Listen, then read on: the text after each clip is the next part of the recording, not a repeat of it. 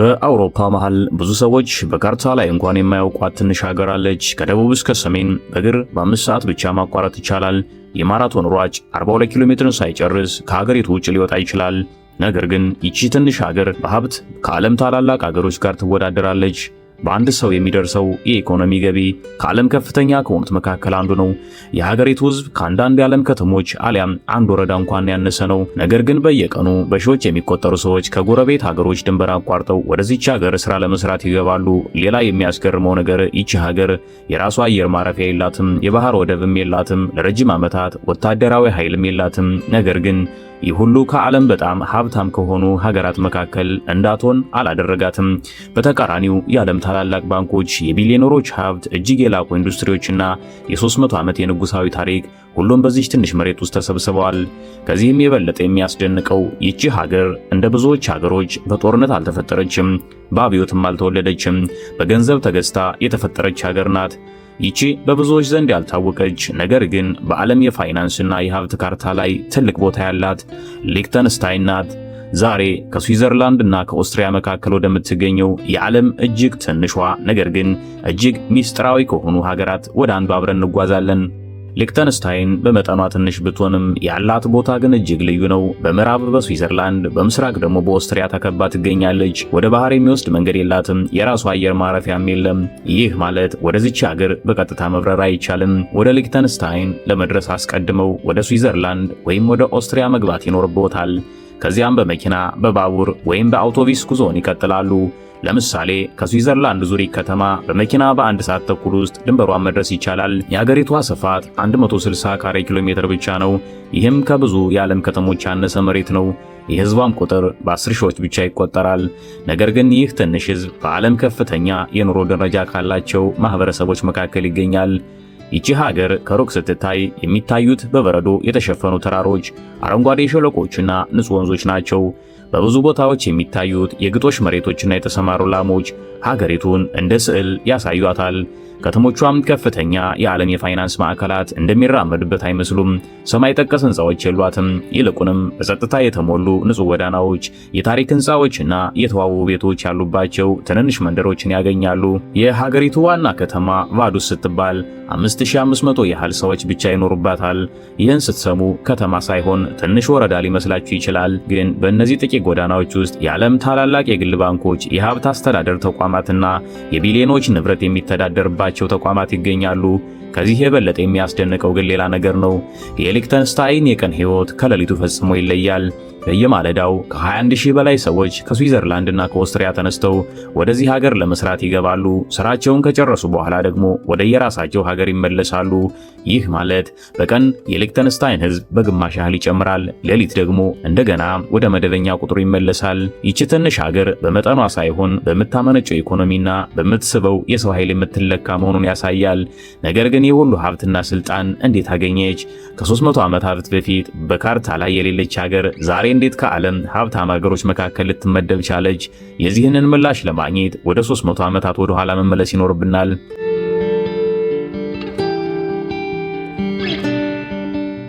አብዛኞቹ የዓለም ሀገሮች የተፈጠሩት በጦርነት በአብዮት ወይም በረጅም የነጻነት ትግል ነው።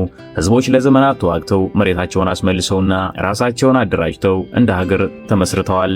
ሊክተንስታይን ግን ከዚህ ሁሉ ፈጽሞ የተለየች ነች። ምክንያቱም ይቺ ሀገር በጦርነት አልተወለደችም፣ በአብዮትም አልተመሰረተችም። በገንዘብ የተገዛች ሀገር ናት። ይህን ስትሰሙ ምናልባት ሀገር እንዴት ይገዛል ብላችሁ ትገረሙ ይሆናል።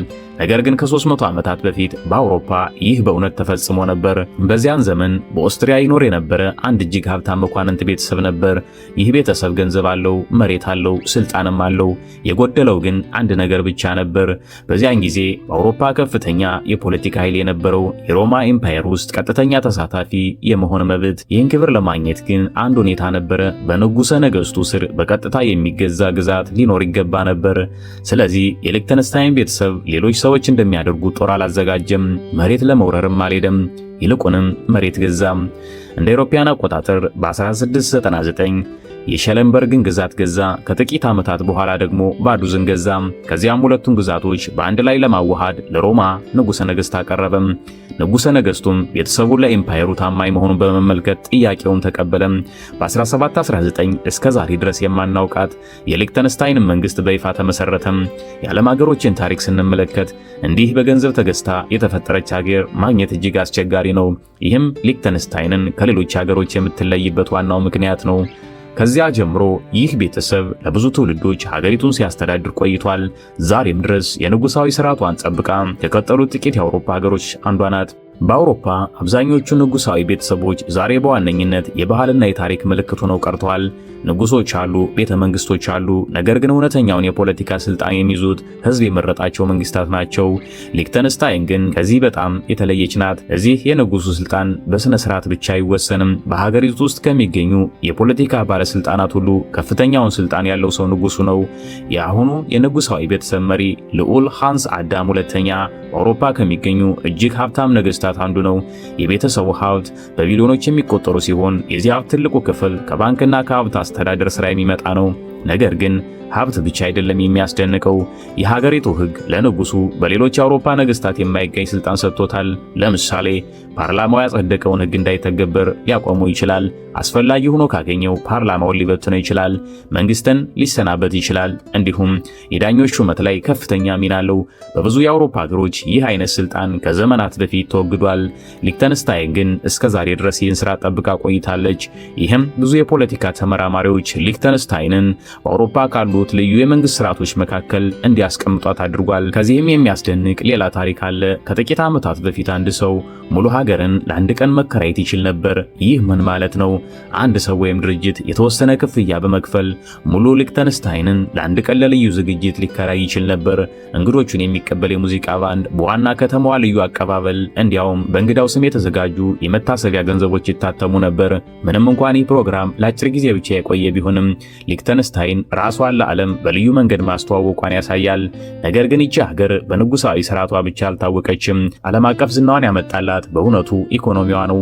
በመጠኗ ትንሽ የሆነች ሀገር እንዴት በዓለም ሀብታም ሀገሮች መካከል ልትመደብ ቻለች? አንድ ሀገር ሀብታም ስትሆን ብዙዎቻችን ወዲያውኑ ዘይትን፣ ወርቅን ወይም አልማዝን እናስባለን። ሊክተንስታይን ግን ከነዚህ አንዳቸውም የላትም። የባህር ወደብ የላትም። የተፈጥሮ ሀብት የላትም። ሰፊ እርሻ መሬት የላትም። ነገር ግን ይቺ ትንሽ ሀገር ከዓለም እጅግ ሀብታም ሀገሮች መካከል ለመግባት ችላለች። ይህን ያደረገችው ሁለት ጠንካራ የኢኮኖሚ ምሰሶዎችን በመገንባት ነው። የመጀመሪያው ኢንዱስትሪ ነው። የሀገሪቱ ኢንዱስትሪ ከፍተኛ ገቢ የሚያስገኝ ዘርፍ ነው። በዚህ ትንሽ ሀገር በዓለም የታወቁ የግንባታ ማሽኖች፣ የጥርስ ሕክምና መሳሪያዎች፣ ዘመናዊ ኤሌክትሮኒክስና በጣም የተራቀቁ ቴክኖሎጂያዊ ምርቶች ይመረታሉ። ለምሳሌ የዓለም ታዋቂው ሂልት የተባለ የግንብ መሳሪያ ኩባንያ የተመሰረተው እዚህ ነው። ዛሬ ከ30 ሺህ በላይ ሰራተኞች በዓለም ዙሪያ ቢኖሩትም ዋና መስሪያ ቤቱ አሁንም በሊክተንስታይን ይገኛል። እንዲሁም አይቮክላር የተባለው በዓለም የጥርስ ሕክምና ዘርፍ የታወቀ ኩባንያ እዚሁ ተመስርቶ እስከ ዛሬ ድረስ ይሰራል። አንዳንድ ጥናቶች የዓለም አርቲፊሻል ጥርሶችና የጥርስ ሕክምና መሳሪያዎች ጉልህ ክፍል ከዚህ ትንሽ ሀገር እንደሚመጣ ያሳያሉ። ነገር ግን ይህ የኢኮኖሚዋ ግማሽ ብቻ ነው። ሁለተኛውና ምናልባት ዓለም አቀፍ ዝናን ያመጣላት የፋይናንስ ዘርፍ ነው። ለብዙ ዓመታት ባለሀብቶች፣ ኩባንያዎችና ቢሊዮነሮች ሀብታቸውን ለማስተዳደር ሊክተንስታይንን ይመርጡ ነበር። ይህም የባንክ ስርዓቷ፣ የሀብት አስተዳደር ልምዷ እንዲሁም የፋይናንስ ሕጎቿ በዓለም አቀፍ እጅግ የተራቀቁ በመሆናቸው ነው። የንጉሳዊ ቤተሰቡ ባንክ ኤልጂቲ ግሩፕ ዛሬ በዓለም ታላላቅ የግል የሀብት አስተዳደር ተቋማት መካከል ይገኛል። ከዚህ በተጨማሪ ሌሎች ብዙ ባንኮችና የፋይናንስ ድርጅቶች ዋና መስሪያ ቤታቸውን በዚህ ትንሽ ሀገር አድርጓል። በዚህ ሁኔታ ኢንዱስትሪውና የፋይናንስ ዘርፉ አንዱ ሌላውን እየደገፈም የሊክተንስታይንን ኢኮኖሚ ወደ ከፍተኛ ደረጃ አድርሶታል። ነገር ግን ይህን ሀብት ስታዩ እዚያ መስራት ቀላል ይሆን ብላችሁ ልታስቡ ትችላላችሁ። እውነታው ግን ሊክተንስታይን ውስጥ ስራ ማግኘት በአውሮፓ ካሉት እጅግ አስቸጋሪ ሂደቶች አንዱ ነው። ሊክተንስታይን በከፍተኛ ደሞዝ፣ በደህንነትና በኑሮ ጥራቷ ብዙ ሰዎችን ብትማርክም ወደዚች ሀገር ገብቶ መኖር እንደሚታሰበው ቀላል አይደለም። በእውነቱ በዓለም ለመግባት እጅግ አስቸጋሪ ከሆኑ ሀገሮች አንዷ ናት። ብዙ ሰዎች ስራ አገኛለሁ ከዚያ መኖራለሁ ብለው ያስባሉ። ነገር ግን በሊክተንስታይን ይህ ብቻ በቂ አይደለም። መጀመሪያ አንድ ኩባንያ ሊቀጥረው መፈለግ አለበት። ከዚያ በኋላ ኩባንያው ለመንግስት ማመልከት አለበት። ለዚህ ስራ የሚሆን ዜጋ ወይም በአውሮፓ ህብረት ውስጥ ያለ ሰው አላገኘንም፣ ስለዚህ ይህን ሰው መቅጠር እንፈልጋለን ብሎ ማሳወቅ ይኖርበታል።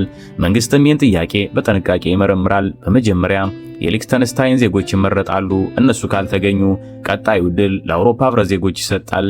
ከዚያ በኋላ ብቻ ከአውሮፓ ውጭ ያሉ ሰዎች ዕድል ሊያገኙ ይችላሉ።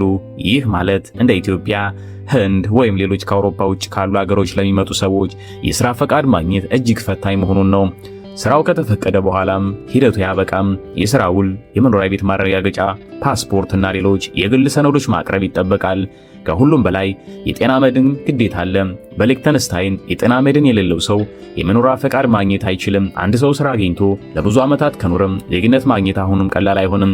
በመደበኛው ሂደት ቢያንስ 10 ዓመታት በሀገሪቱ መኖር ያስፈልጋል። ከዚያ በተጨማሪ የጀርመንኛ ቋንቋ ፈተና ማለፍና በብዙ ሁኔታዎች የቀድሞ ዜግነትን መተው ይጠይቃል።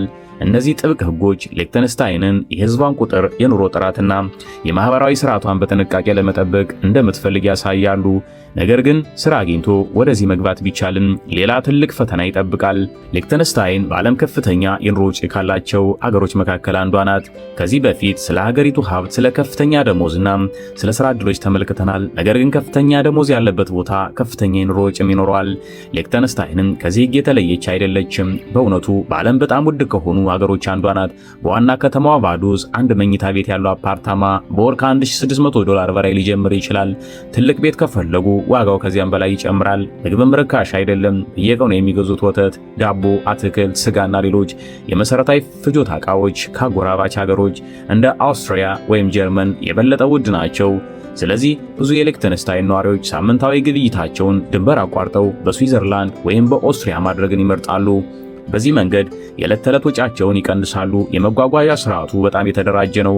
አውቶቡሶችና የባቡር መስመሮች ከስዊዘርላንድና ከኦስትሪያ ጋር በቀላሉ ይገናኛሉ። ነገር ግን የወራዊ ትራንስፖርት ካርድ ለብዙ ሰዎች ውድ ሊሆን ይችላል።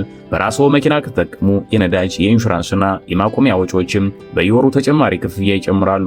የጤና መድን ሌላው ትልቅ ወጪ ነው። በሊክተንስታይን የጤና መድን አማራጭ አይደለም፣ ግዴታ ነው። በየወሩ ለጤና መድን ብቻ ከፍተኛ መጠን መክፈል ይኖርቦታል። ነገር ግን ይህ ሁሉ ወጪ የሚከፍሉ ሰዎች አንድ ነገር ይስማማሉ። ደህንነቷ፣ ንጽህናዋ፣ የህይወት ጥራቷና የህግ አክብሮቷ በዓለም ላይ ካሉት ምርጥ አገሮች መካከል ያስመድቧታል። ስለዚህ ብዙ ሰዎች ውድ ነው ብለው ቢናገሩም ለመኖር የሚያስደስት ሀገር ነው ብለው ይገልጿታል። ሊክተንስታይንን ከሌሎች ሀገሮች ከሚለዩት ጥቂት አስገራሚ እውነታዎች አሁንም ቀርተውናል። ከነዚህ መካከል በጣም የሚያስደንቀው ወታደራዊ ኃይል የሌላት ሀገር መሆኗ ነው። ከ19ኛው ክፍለ ዘመን ጀምሮ ቋሚ ጦር አልነበራትም። ምክንያቱም ሀገሪቱ ትንሽ ነች፣ ጎረቤቶቿም ሰላማዊ አገሮች ናቸው። ስለዚህ ግዙፍ የጦር በጀት ከማውጣት ገንዘቧን ለትምህርት፣ ለጤናና ለኢኮኖሚ እድገት መዋሏን መረጠች። ሌላው ብዙዎች የማያውቁት የፖስታ ቴምብሯ ነው። ሊክተንስታይን በጣም ውብና ልዩ የሆኑ የፖስታ ቴምብሮችን በማተም በዓለም ዙሪያ ላሉ ሰብሳቢዎች ትሸጣለች። ይህም ትንሽ ቢሆንም ለሀገሪቱ ተጨማሪ ገቢ ያስገኛል። ዛሬ ሊክተንስታይን በዓለም ላይ ከፍተኛ የህይወት ጥራት፣ ዝቅተኛ የወንጀል መጠን፣ ጠንካራ ኢኮኖሚና የተረጋጋ ፖለቲካዊ ካላቸው ሀገሮች አንዷ ሆና ትገኛለች። በእርግጥ በዚች ሀገር መኖር ቀላል አይደለም። የሥራ ፈቃድ ማግኘት ከባድ ነው። የመኖሪያ ፈቃድን በጣም ጥብቅ ነው። የኑሮ ወጪ ከፍተኛ ነው። ነገር ግን እነዚህ ሁሉ ሀገሪቱ የገነባችውን የኑሮ ጥራት ለመጠበቅ የተወለዱ እርምጃዎች ናቸው። የሊክተንስታይን ታሪክ አንድ ጠቃሚ ትምህርት ይሰጠናል። የአንድ ሀገር ትልቅነት በመሬት ስፋት አይለካም፣ በህዝቧ ብዛትም አይለካም። አንድ ሀገር በህግ፣ በተቋማት፣ በትምህርት፣ በፈጠራና በረጅም ጊዜ ራዕይ ከተመራች ትንሽ ሆና ሳለች በዓለም ላይ ትልቅ ስም ልታተርፍ እንደምትችል ሊክተንስታይን ሕያው ምሳሌ ናት። እናንተስ በዚህ ትንሽ ሀገር ግን እጅግ ሀብታም ሀገር መኖር ብትችሉ ትመርጡ ነበር? ሐሳባችሁን በኮሜንት አካፍሉን። ቪዲዮውን ከወደዳችሁት ላይክ አድርጉ፣ ሼር ያድርጉ። እንዲሁም ተጨማሪ እንዲህ ያሉ ዓለም አቀፍ ዶክመንተሪዎችን ለማየት ሳብስክራይብ ማድረግን አይርሱ። እስከምንገናኝ ድረስ ሰላም።